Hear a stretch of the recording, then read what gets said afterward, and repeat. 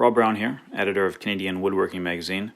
I recently did a seminar about adding texture to furniture at the virtual wood show and thought I'd put together a short video with some of the images I used in that seminar and cover some of the points here so others could check it out. I add texture to many of my pieces because I find it really brings a strong focal point into the piece and draws anyone who sees it in to touch that piece of furniture. Everyone loves a super smooth wood finish, but I find texture is far more compelling, even though it's the exact opposite of a smooth surface. I'm going to take you through a brief overview of how I add texture to my work and show you some examples of both work in progress and finished work that have been textured. I generally use 5 different approaches for adding texture to my work, though I won't be getting into a lot of detail about how I add the texture with each of these 5 groups of tools here.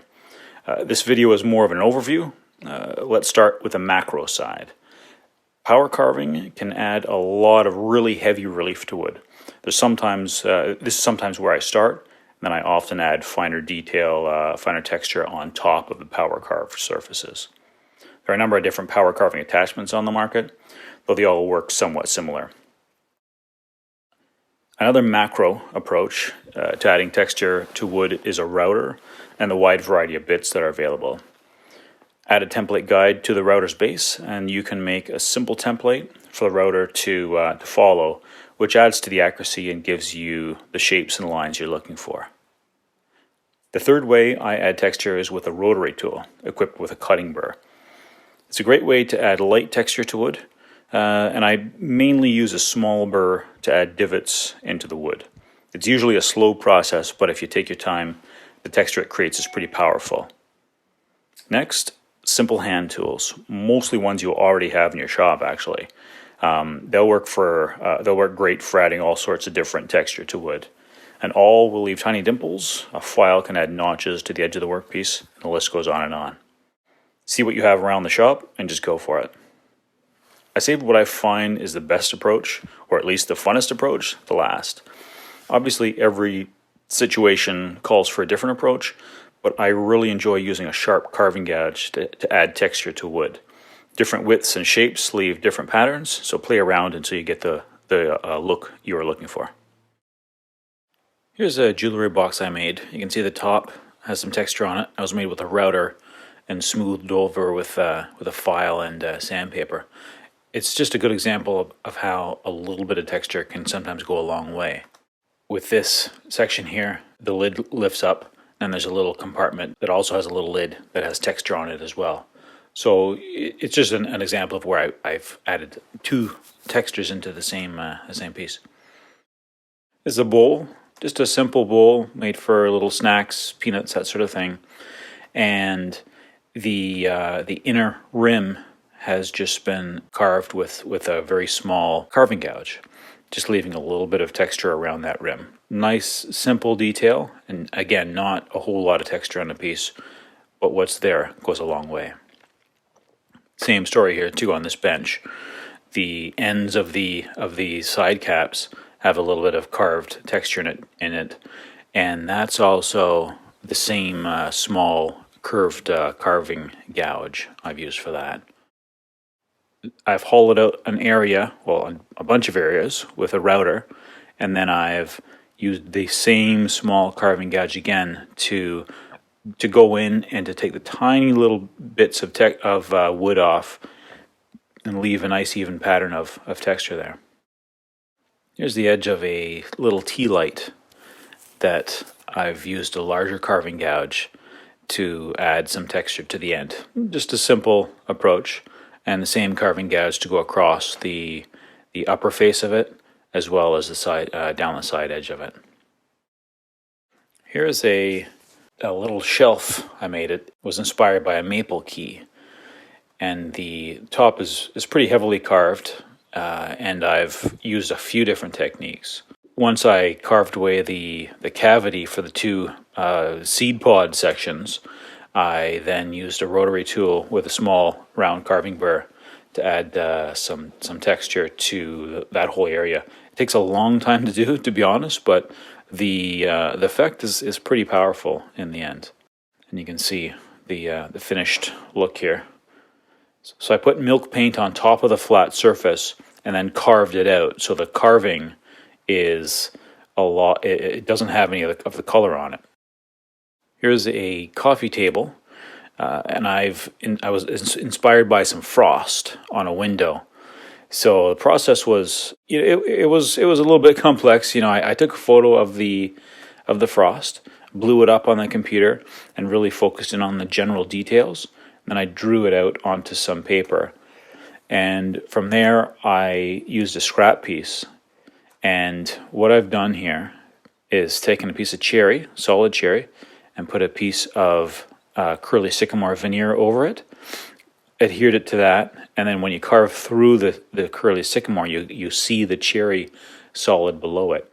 Once I was confident in the design and confident in my approach, I traced the design onto the table, and you can even see a piece of carbon paper underneath where I'm sketching. And from there, I darkened the lines with a pencil, and then just started carving the main outer areas of the frost, as well as getting in to carve some really tiny details, and eventually also using an awl to get in. You add these little wee dots. They don't fit, to touch them, you wouldn't even feel them really, but they're actually quite strong visually.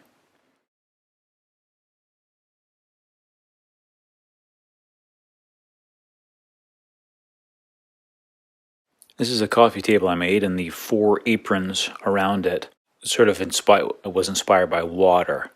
So these are sort of waves I've carved into the aprons.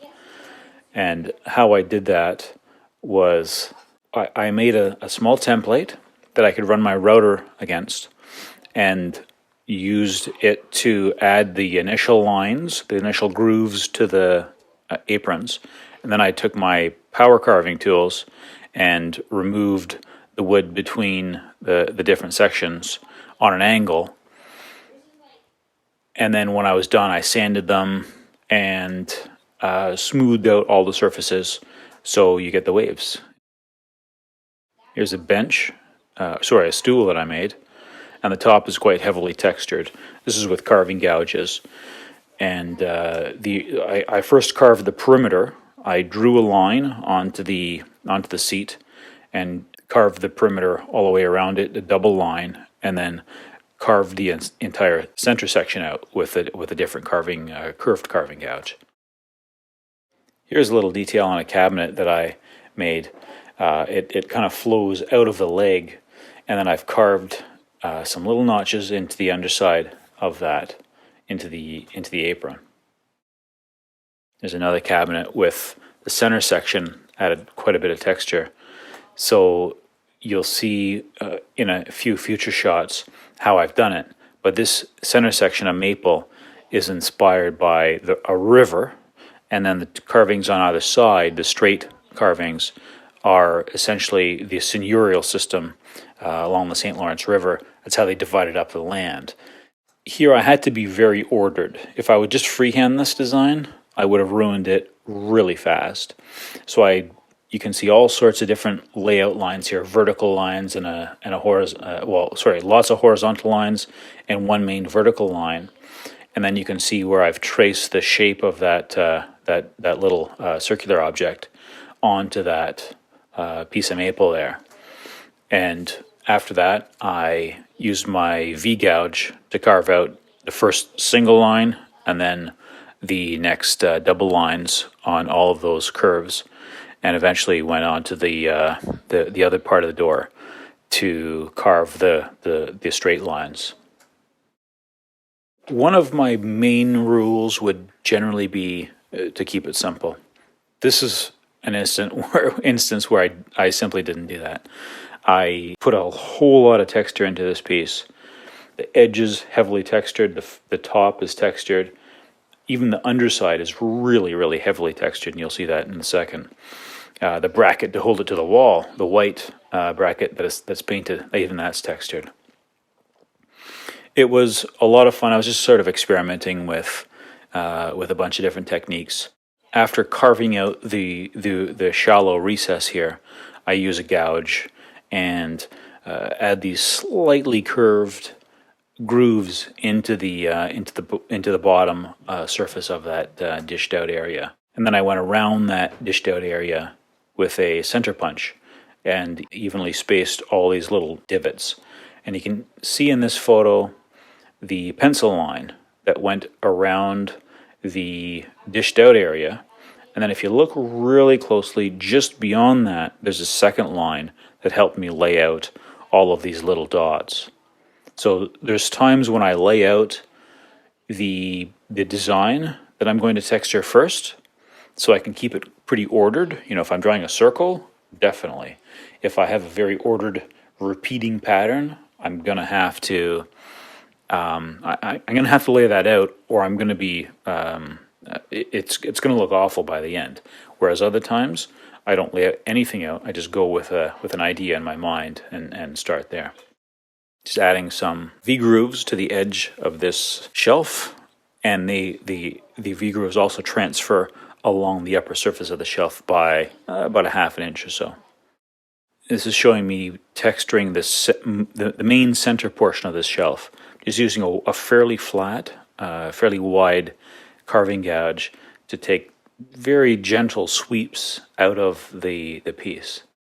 Using a similar technique, but using a carving gouge that's a little bit narrower and a little bit tighter of a curve on the underside of the shelf. This will leave you with a deeper, more heavily textured look and feel. In this case, it's, you know, usually texture is something we see first and then we touch. The bottom of the shelf you'll never see unless you already know it's there and you get down on your hands and knees and look up at it. So it was a different approach. Like I said, this piece is really, really heavily textured. It's not something I would often recommend, but once in a while it seems to work out. Here's the bracket that was textured, then painted with milk paint, and then sanded a little bit just to get rid of some of the milk paint and reveal a little bit of that mahogany underneath. That's my overview to texturing wood. So many options. Experiment on scrap wood and practice before committing to the actual piece of furniture, and I think you'll have a lot of fun. I also think you'll find texture is what people reach for and comment about first when they see your next piece of furniture. Thanks for joining me. Talk to you soon.